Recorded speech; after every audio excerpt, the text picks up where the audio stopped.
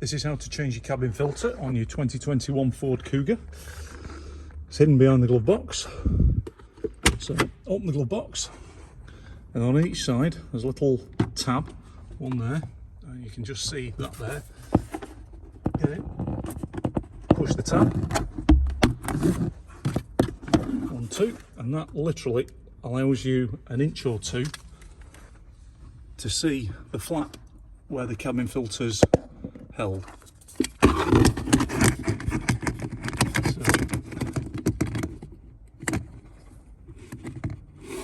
as you can see, there is a torque screw, and there's another one there. That's a T15. So you'll either need a T15 screwdriver or a socket on a very long extension. And you don't need to watch me taking them out. Now the screw's out on both sides, you can just see there's a tab just there. What we're going to do is lighten it. Just going to push that tab away, and at the same time ease the flap. I've done the same at the other side because there's a tab on that side. Ease the flap away,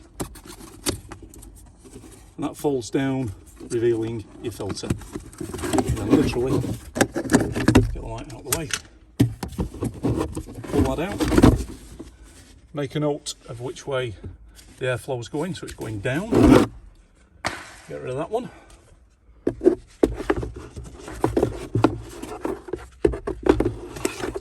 And get the new one.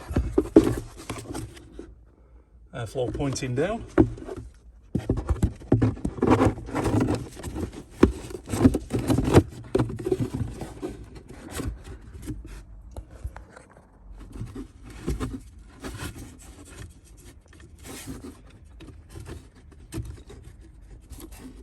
Push it in, click, click, and then it's a case of put the screws back in and shut the glove box. Screws back in, literally close the glove box. That's all there is to it. Thanks for watching, like and subscribe.